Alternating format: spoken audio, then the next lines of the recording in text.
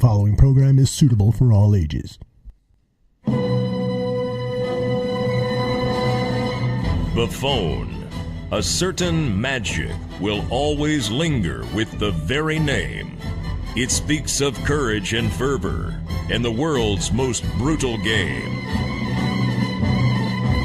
55, worn by Doug Buffone, a Chicago Bear through and through. He demanded excellence of himself and anyone wearing navy blue. You tell me what's going on. This is moronic. We're going to get our whipped all the way down the line. I want somebody to get kicked in the and get out there and play. You're getting paid to play this game. I'm playing right. I don't mind you getting beat. I got my whipped many times. But I tell you, I took somebody down with me. You are a professional team. Act like one, for God's sakes. Football fans, this is Buffone 55. The John Buffone Show. Hello and welcome to another edition of Buffone 55. I'm your host, John Buffone. We got a good one for you today. We're going to be breaking down the Bears matchup with the Dirty Birds of Baltimore, the Ravens. The Bears on the road going to Baltimore this weekend trying to shake off that late loss to the Minnesota Vikings. Mitch Trubisky's initial voyage into the NFL. We're going to be talking a little bit about his performance. But before we do any of that, I'm going to bring on my producer, Aldo Gondia. He was going to go over the premise of this show. Aldo, tell the people how this works. John, it's very simple. We've got 5 questions about the Chicago Bears, 5 questions about the Baltimore Ravens, and you have to answer each one within 55 seconds. Those of you who have been following the Chicago Bears for a long time know that that's the number worn by John's uncle, Doug Buffone, the great linebacker for the Chicago Bears. I'm excited. I'm ready to break down this Ravens matchup. This seems like a winnable game for the Bears, which I don't get to say very often. It really does. And I got to ask you, last week you said you were tired of seeing the Packers beat the Bears on national TV. Well, how do you feel after witnessing the Bears lose by 3 points to another division rival? Well, I'm still tired of seeing them on national TV, I can say that. But this one kind of had a different feel to it.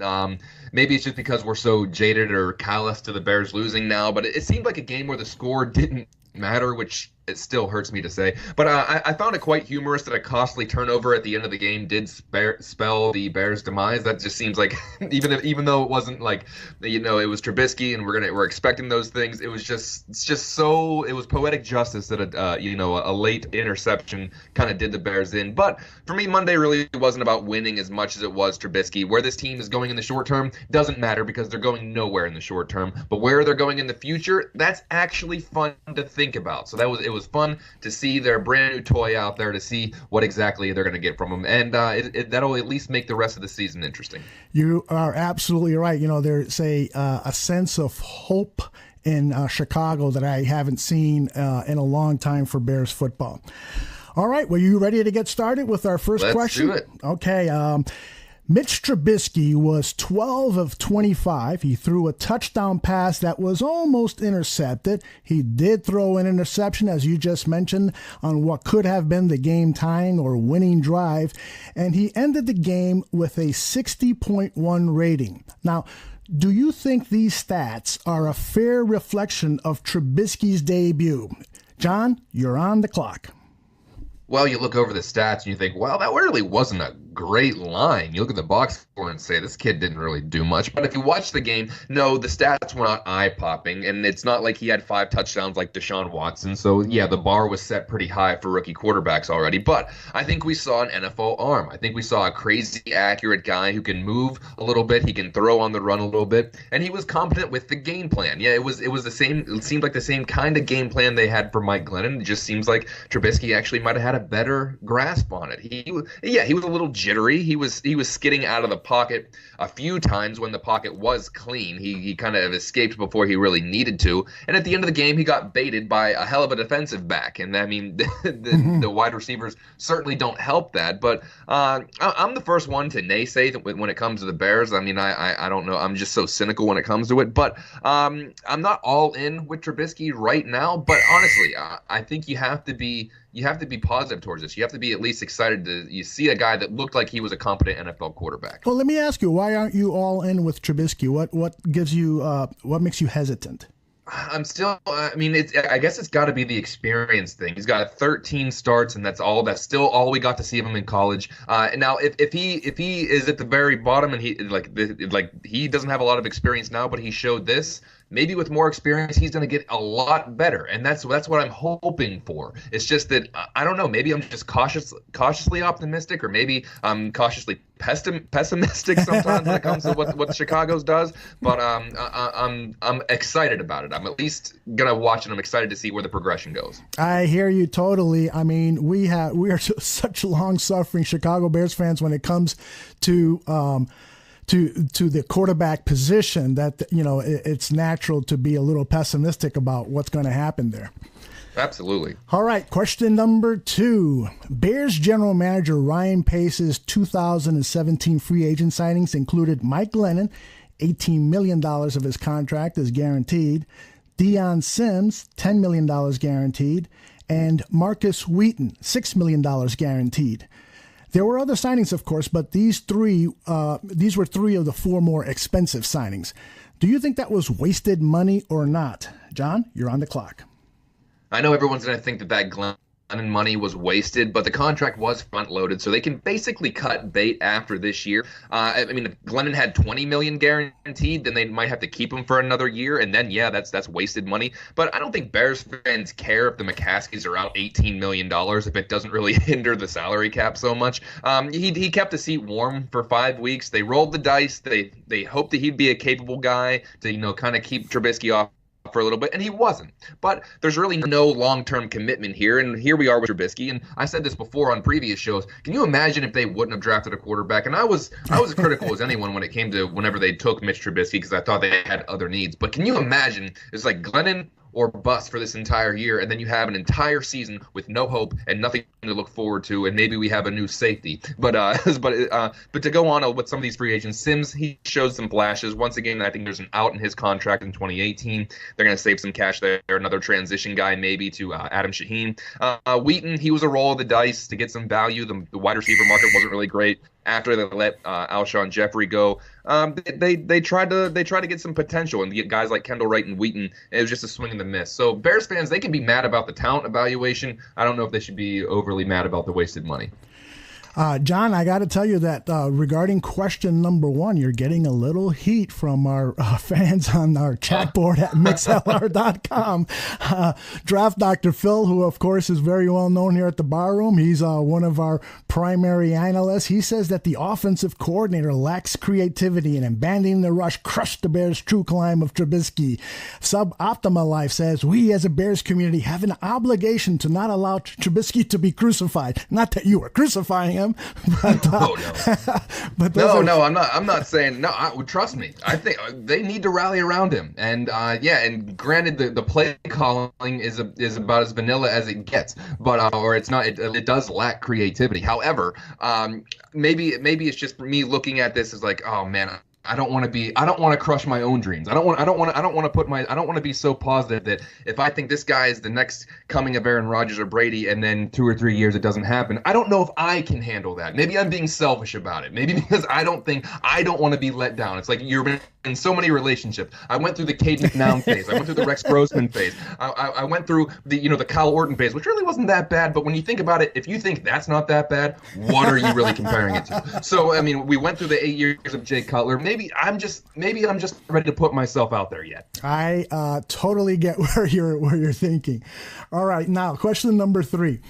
After a 10-27 record for Bears head coach John Fox, we here at Bears Barroom have started a campaign called #FireFox. We're going to be posting lots of stories on the website, giving our case why it's time for John Fox to no longer be the head coach of the Chicago Bears, and the sooner the better.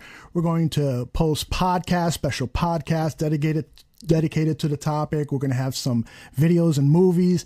So we all want to know, John, if you are with us or against us. Now, I got to tell you, there's a mob of people on the chat room, and you are on the clock. All right. Well, first of all, I want to say that the marketing for this sells itself. If we don't get an internet browser sponsorship out of this, I don't know what will. But you know what? I'm with you, and I don't take that lightly because we are talking about a guy's livelihood. But this kind of has to end. I previously stated that I wasn't thrilled about the hiring when it happened. I think the Bears took the safe approach after the Trestman experience was a fantastic failure. But I think we got to be careful about this because they need stability with a young quarterback. Remember Alex Smith, who got a new coordinator every year in San Francisco and really didn't catch on until Harbaugh came in, and later on he got Andy Reid with a little more consistency. That being said, I don't think John Fox is the stability that they need. They need to get a guy that's somewhat good at developing quarterbacks. You're looking at maybe a Josh McDaniels, maybe a Harold Goodwin, who's in Arizona under Bruce Arians right now. I mean, the best name in the world to say is Jim Bob Cooter. On name alone, he should be a candidate. And you're also looking, guys, maybe they can pull Harbaugh away from Michigan. I mean, these are all pipe dreams at this point. But former special teams coach with Chicago, Dave Toub, maybe he's a guy that can come in and rally the troops a little bit. But you need to find the guy who's going to be the Sean Payton to your Drew Brees or the Bill Walsh to your Montana. At this point, I think the Bears would accept anything of that at a smaller degree. Right. Well, I totally get where you're coming from. You've got to not only fire him, but you better replace him with the best quarterback coaching staff out there, because you're banking a lot on Trubisky. So what you're saying makes 100% sense to me. And we went through this before with Lovie Smith, where it was average and it was okay, but they wanted more. And what did they get? They got a hell of a lot less. So if you feel confident in firing the guy, you better make sure you got your ducks in a row to make sure you have someone who's going to actually do a better job. And they took a couple steps back after they fired Lovie Smith. Not that I was completely in Lovie Smith's corner, because I think we were kind of tired with mediocrity and underachieving, but they sure as heck didn't do their due diligence when they went and they hired Trestman and then later on with Fox. Well, and we got a comment here from Suboptima Life. He says many of the criticisms leveled at Trubisky are organizational problems, and we must change the organization. And I'd love to hear your point of view on that. What do you think about the McCaskey family and what they have done with this organization over the years? Man, it gets harder and harder to really defend. I understand they're staples of the NFL community. They're probably, I don't know them personally. I've had some random interactions every once in a while through my uncle, but it's just they seem like fine people, but it's just the decision making. I mean, the football making skills seem to be lacking occasionally, and with that, and like the commenter said, it trickles down from ownership to the front office down to the coaching, and then ultimately you see the product on the field. So how do you fix that? You can't just be like, okay, we're gonna fire the owner and bring someone else in. So I think that eventually they got to put in the right personnel people to start making these decisions, and they've tried to shake it up plenty of times. So eventually you catch lightning in a bottle, or at least you hope so if you're a Bears fan. All right, moving on to question number 4 from the Bears side of the football. After capturing the imagination of pro football fans across the country in the first quarter of the season, now Tariq Cohen had only 13 yards rushing on Monday night and minus 6 yards receiving. Are you concerned that NFL defensive coordinators now know how to nullify him? John, you're on the clock. I think they're learning that he's probably not going to take it through the A-gap every time. I think when they see him lined up in the backfield, they're assuming that if he is going to run the ball, it's going to be a stretch play. And I think some of this might be on Cohen as well. I think he tries to turn every play into a home run. Lots of times you see him running around in circles, changing directions, trying to be explosive in 1,000 different directions. And he gets ended up taken down well behind the line of scrimmage. But I think you can't really completely neutralize him. He's too elusive. I think Ryan Pace kind of brought him in to be that Darren Sproles type player, and he's going to have roller coaster weeks. That's expected from a rookie, and that's expected from his role. It doesn't help that the Bears aren't getting much from the receiver position, so the safeties can kind of key in on Cohen without being afraid of being burnt up top. He's going to be a great weapon. And there's plenty of defenses that are going to aim to keep him out of the picture and make other Bears players beat him, which seems to be the issue right now. But if nothing else, he will prove to be a great decoy where people have to pay attention to him. So even if you neutralize him, that should be opening up spaces for other players. Now that comes back to personnel, but we'll see as that goes along. All right, good stuff there, John. All right, number 5, our final question about the Bears, and it is we have to put a spotlight on the play of Bears defensive lineman Akeem Hicks. He had 2 sacks, 2 quarterback hurries on Monday night, and as Pro Football Focus posted on their website, I quote, he almost single-handedly destroyed the Vikings' rushing attack as he made 3 solo run stops, blew up countless plays at the point of attack, and finished with a game-high 94.1 run defense grade. John, unlike some of Ryan Pace's free agent signings that we talked about earlier, this one appears to be solid gold. I'd love to hear your thoughts about Akeem Hicks. You're on the clock. Man, this was a guy that they had to re-sign and get kind of lock up. If they do end up building a monster front 7, a lot of that begins with Akeem Hicks. Like you said, 4 sacks and 11 total tackles. What he kind of brings though to the table can't show up on a stat sheet or a box score. He is so disruptive. He creates so many tackling opportunities for the linebackers, and there's no way to really quantify that. There's no way to say, oh, look what he created on a box score. So you got to watch the games to really know how disruptive he really is. And he's a leader on the defense. He's extremely passionate. And he made a stuff in the Minnesota game and started going nuts. He got me juiced up. And I use this theory a lot. If I see a guy that would make me want to get up and run through a brick wall, then that's the guy that I want on my team. When I see Hicks play, I want to get on his level. I want to be just like him. I want to be as crazy and as dominant and as aggressive as he is. So if you can have a guy like that who other players can feed off of, then that passion can be contagious. That success can be contagious. And he's only 27. They got this guy through his prime. I think it was a great signing originally, and great to keep him around town. Yeah, you nailed it. And I'll tell you one thing. When he, in those post-game interviews and anytime he's interviewed during the week, I stop whatever I'm doing and listen to every word. He's a great interview. He seems like a great guy. I am really happy he's going to be a member of the Bears for a long time. All right, John, listen, why don't you tell the fans that you've got a special place in your heart for the Baltimore Ravens? Yeah. I mean, I live pretty close. The closest market to where I work right now is the Baltimore market. So I get to see a lot of Ravens games. You can call that the advantage or disadvantage if you want to. So they are on my TV all the time. And yeah, there's a lot of Baltimore Ravens fans. There's a lot of Steelers fans from where I grew up, and then I'm in the middle of Baltimore Raven country here. So it's just one of those things where you'd like to be able to get one up on them, so they would be able to shut up for the next 4 years until the Bears probably play them again. So yeah, I get to see a lot of Ravens games. Very good. Okay, question number 1 on the Ravens side of the football. They started the season by beating 2 bad teams in the Bengals and Browns. Then they lost to the Jaguars in London. I mean, they were blown out. And they lost to the Steelers before they dominated the Raiders last Sunday. Now, based on that 3-2 record against the caliber of opponents they face, shouldn't the Bears have a really good shot at beating this Ravens team, even if it is on the road? You're on the clock.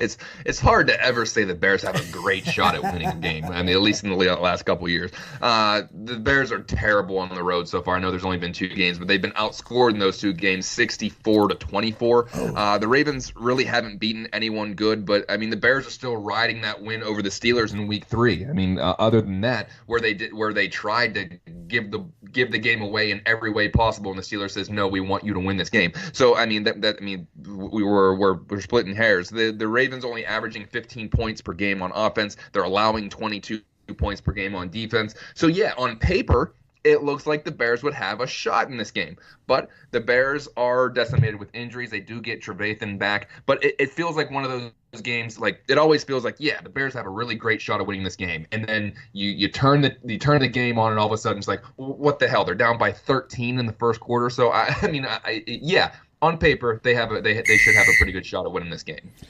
Oh, if the paper could only go out there on the football field and make some tackles and make some plays. All right, question number 2. ESPN's quarterback ratings have some very familiar names ranked at the bottom. There's Mike Glennon, ranked 27th passer in the NFL. There's Brian Hoyer at 29th. There's Jay Cutler at 30th. And then there's the Ravens quarterback, Joe Flacco, at 31st. The big reason he's ranked so low is his 6 interceptions, tied for 3rd worst in the league. Could this be the week that the Chicago Bears defense gets their first interception of the season? John, you're on the clock. Yeah, well, maybe we'll be interested in Glennon. Maybe we can swap a draft pick for that. But anyway, I think Flacco was absolutely affected by not playing in the preseason. He's making some bad reads. Guys are being left open while he holds on to the ball too long, or he tries to force it, much like we saw with Mike Glennon. There's a reason these guys are towards the bottom in a lot of these rankings. Except for last week, he's thrown a pick in every game. He's also been sacked 9 times. Eventually, he's going to shake that rust off that he kind of acquired during the preseason from not playing. But he does have a touchdown interception ratio of 4-6. So it's crazy to think that the Bears haven't picked off anyone. But if they're going to do it, it should be this week. But that has to start up front. You got to get pressure on Flacco. He's going to get honed in on one guy, and if you see him kind of get a little rattled back there, maybe he throws a duck to the defense. Like I said, it could happen. It should happen, but we've seen in years past, like I said before, where the Bears should do something and then it all falls apart. But if they can get some pressure on him and get him zoned in on a couple guys, maybe he throws a fluttered pass that somebody could at least catch. It seems like every week there is at least one good interception a possibility that just doesn't happen for this team. And I hope that when that first interception comes and that they come in waves then after that. But we shall see. Well, Aldo, they don't have receivers that can catch the ball. What are we expecting about the DBs? Well, you make a good point there. Apparently they need a new jugs machine or something to help these guys with their hands. All right, question number 3. One thing this Ravens offense is doing fairly well, at least statistically, is that they have 652 team rushing yards, and they are doing it by committee. Second-year man Alex Collins has 261 yards.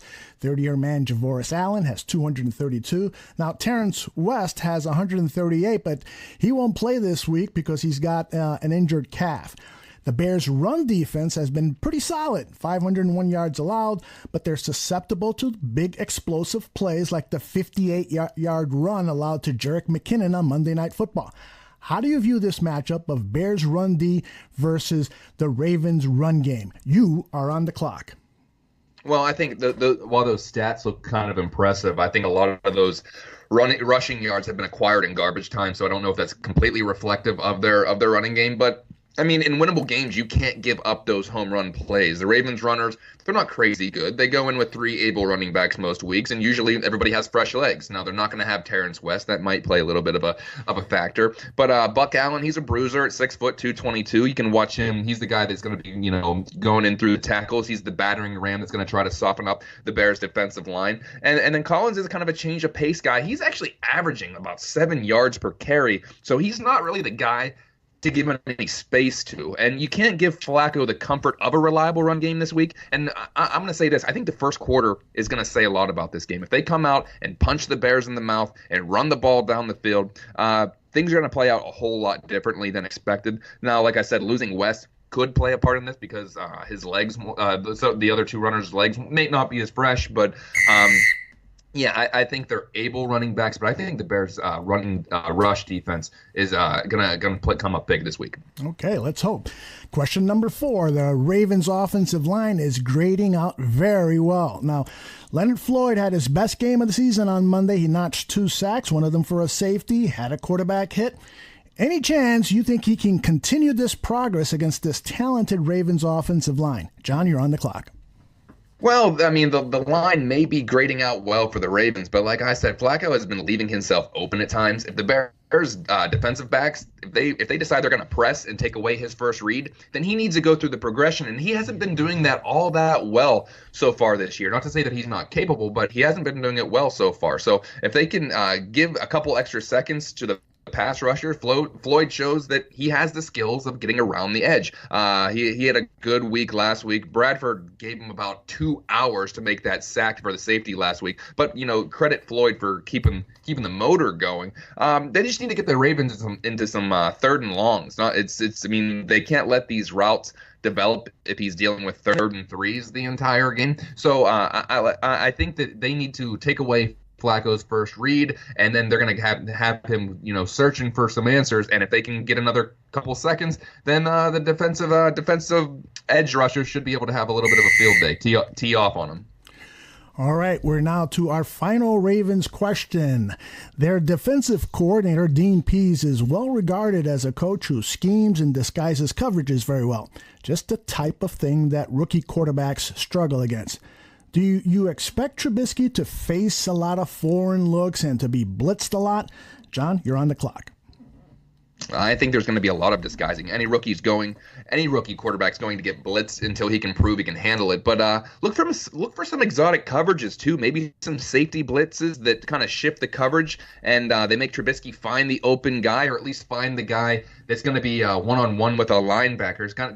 Maybe they're going to try to force Trubisky's hand a little bit. And Dean Pease has been there for a long time. He's been with the Ravens since 2010. He's been the defensive coordinator since 2012, and he has game planned for plenty of rookie quarterbacks. For God's sakes, he's in a division with the Browns, so he usually faces about 2 rookie quarterbacks every season. So this isn't something that he's completely foreign to. So like I said, you should expect some overload blitzes, maybe some zone coverages, debate some throws. We saw some baiting of the throws with the Vikings last week. If Mitch handles it early on, they might ease up on him. But like I said in the previous question, I think the first quarter is going to say a lot about this. So if they're getting to Trubisky early, then he might have some trouble. But if he can find a rhythm, they might be all right.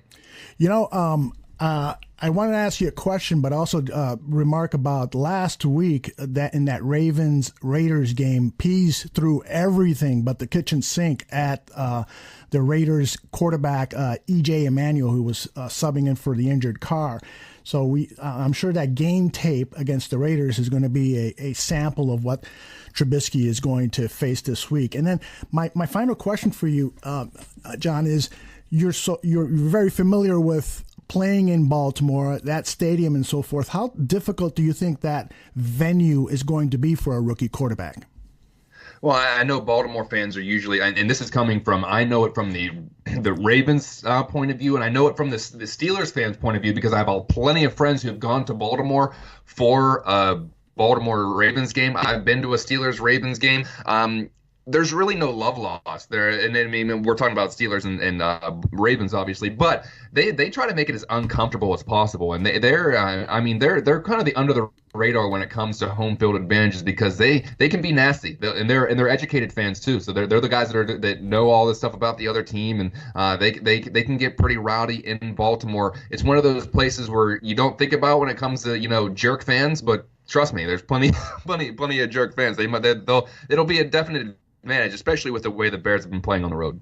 Okay, John, it's time for your prediction. I was so close last week. I said 17-13 Bears, and they had a chance to kind of make that happen. They really did. But let's look at this game. I don't love that they're on the road. I do like some of the matchups on offense to move the ball, at least with the running game. I'm going to say that the defense will create a turnover. I want to see an interception. I'm going to predict that it happens. So I think Trubisky's going to look better. I don't expect his stats to be crazy, but I think he's going to be able to move him down the field for at least a couple field goals. I think he's going to get them to 16 points, and I think 16 points will be enough to win this game on either way. 16 points will be enough. So I'm going to say Bears win this game on the road 16-10. Like I said, 16 points is going to win. So I'm going to say that the Bears are the ones that are going to get it. So that's my prediction. And before we go, I just want to let everybody else know that the Bears Ballroom Radio Network does offer a variety of different shows, not just this one, but they got a lot of really unique shows. You guys should probably check them out. For instance, Aldo, you're going to have Ken McCusick on. He's a film analyst for Russell Street Report. He's going to be the guest on Bears on Tap, I believe, on Friday. So if you want to subscribe to the Bears Ballroom Network, the easiest way is to go to podbean.com, and in the search bar, just type in Bears Ballroom, and guess what? We're going to pop up. From there, you can have it downloaded to any of your podcast delivery channels, and you can do the same with iTunes. All you got to do is type in Bears Barroom, and there you go. If YouTube is your thing, we also have a YouTube channel that offers up analysts on all the Bears players, and you should definitely follow us on Twitter. The snarkiness during Bears games and all through the week is well worth the follow. Follow at Bears Ballroom, and you can also find me at JD Buffone. Well, that will do it for this edition of Buffone 55. Thanks for sticking around. If you missed anything, feel free to download it. Give me a shout out on Twitter, or rip me apart if I said something that you don't like. I'm all about it. So until next time, same place. We'll see you next week.